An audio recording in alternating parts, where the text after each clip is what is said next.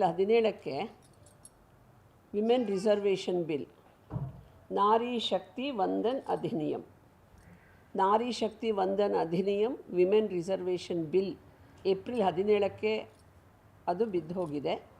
ಮುಖ್ಯವಾಗಿ ನಮ್ಮ ವಿರೋಧ ಪಕ್ಷಗಳು ಅದಕ್ಕೆ ಸಹಕಾರ ಕೊಡದೇ ಇರುವ ಕಾರಣಕ್ಕಾಗಿ.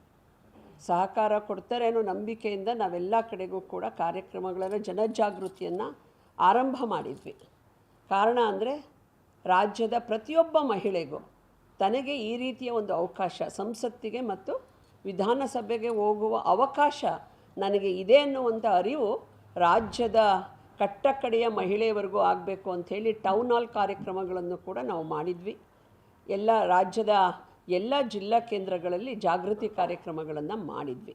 ಏಪ್ರಿಲ್ 17ಕ್ಕೆ ಯಾವಾಗ ಈ ಬಿಲ್ಲು ಸಂಜೆ 6 ಗಂಟೆಗೆ ಮತಕ್ಕೆ ಹಾಕಿದಾಗ ಬಿದ್ದು ಹೋಯಿತು, ಅವತ್ತಿನಿಂದ ನಾರಿಯರ ಒಂದು ಈ ಆಕ್ರೋಶ ಏನಿದೆ ಅದನ್ನು ರಾಜ್ಯ ಮಹಿಳಾ ಮೋರ್ಚಾದ ನೇತೃತ್ವದಲ್ಲಿ ರಾಜ್ಯದಾದ್ಯಂತ ನಾವು ಪ್ರತಿಭಟನೆಗೆ ಇಳಿದಿದ್ದೀವಿ.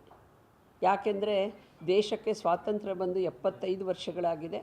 100ನೇ ವರ್ಷಕ್ಕೆ ಹೋಗ್ತಿರುವಂತಹ ಈ ಸಂದರ್ಭದಲ್ಲೂ ಮಹಿಳೆಯರಿಗೆ ಸಮಾನ ಅವಕಾಶಗಳನ್ನು ಕೊಡುವಂಥದ್ರಲ್ಲಿ ಯಾವ ಪ್ರಜಾಪ್ರಭುತ್ವದ ದೇಗುಲ ಅಂತ ಕರಿತೀವಿ, ಪಾರ್ಲಿಮೆಂಟಲ್ಲಿದ್ದಂತಹ ನಮ್ಮ ವಿರೋಧ ಪಕ್ಷಗಳು ಅದನ್ನು ಜಾರಿ ಆಗದೇ ಇರೋ ರೀತಿ ತಡೆದಿದ್ದಾರೆ. ಇವರೆಲ್ಲರೂ ಪಾರ್ಲಿಮೆಂಟಿಗೆ ಹೋಗ್ಲಿಕ್ಕೆ 50% ಮಹಿಳೆಯರು ಮತವನ್ನು ನೀಡ್ತಾ ಇದ್ದೇವೆ ಇಲ್ಲಿವರೆಗೂ.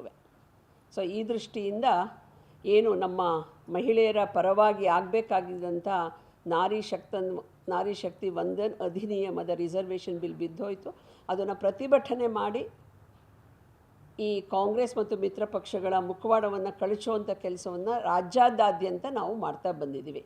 ಏಪ್ರಿಲ್ 18ರಿಂದ ಇಲ್ಲಿವರೆಗೂ ಅವಿರತವಾಗಿ ನಮ್ಮ ರಾಜ್ಯದ ಮಹಿಳೆಯರು ತಮ್ಮ ಆಕ್ರೋಶವನ್ನು ವ್ಯಕ್ತಪಡಿಸ್ತಿದ್ದಾರೆ. ನಾಳೆ ಕರ್ನಾಟಕದ ಹೆಬ್ಬಾಗಿಲು, ಕಿತ್ತೂರು ಕರ್ನಾಟಕದ ಹುಬ್ಬಳ್ಳಿಯಲ್ಲಿ ನಮ್ಮ ವಿಭಾಗದಿಂದ ವಿಶೇಷವಾಗಿ ಗದಗ, ಹಾವೇರಿ ಮತ್ತು ಹುಬ್ಬಳ್ಳಿ, ಧಾರವಾಡ ಸುತ್ತಮುತ್ತಲಿನ ಮಂಡಲಗಳು, ತಾಲೂಕುಗಳಿಂದ ದೊಡ್ಡ ಸಂಖ್ಯೆಯಲ್ಲಿ ನಮ್ಮ ನಾರಿ ಶಕ್ತಿ ಇಲ್ಲಿಗೆ ಹರಿದು ಬರ್ತಾ ಇದೆ.